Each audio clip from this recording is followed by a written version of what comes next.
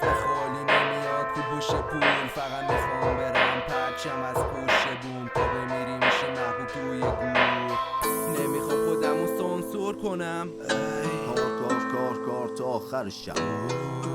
نمیخوام Those on the track. نمیخوام خودمو سانسور کنم، کیر توی زندگینم باز خورد خودم.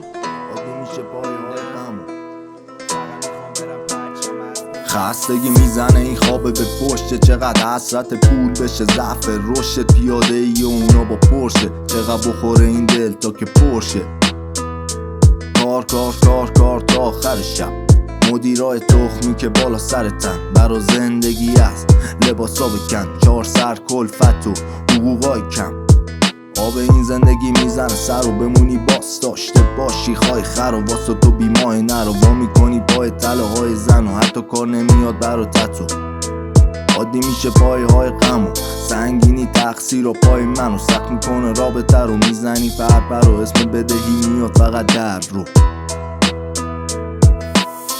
چرا ندیدیم و یه روز خوب، سفره خالی نمیاد پول پشت پول، فقط میخوام برم پرچم از پشت بوم تا بمیری میشی محبوب توی گور. نمیدونم چرا حال خرابه، سال تمام کار نداره، باز کلافه آویزونه از وسط اتاق پاییز شده. یکم بکن خنده رو نگاه.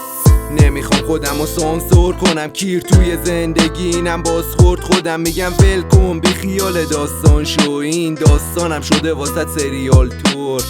حرف کسی مهم نیستش، من شروع کردم از پایین ریشه وقتی بودش من 15 سالم رپ شدش واسه من. شروع کارنامم کار ندادم اما پیگیر بودم، پیگیر بالا تا پایین و بعد گیت شدم. وقتی پیدا کردم خودم و تو زمین یه مشیتر گفتن جای تو ننیست، منم بازگیت شدم. فکرام مارپیچ شدن، همه کارگیر شدن تا پیچ خودم. فهمیدم مهم نی حرف مردم، ساختم تروی جدید و یکم سرخود.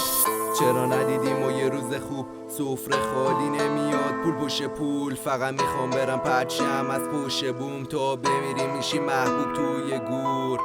چرا ندیدیم و یه روز خوب، سفره خالی نمیاد پول پشت پول، فقط میخوام برم پرچم از پشت بوم تا بمیری میشی محبوب توی گور.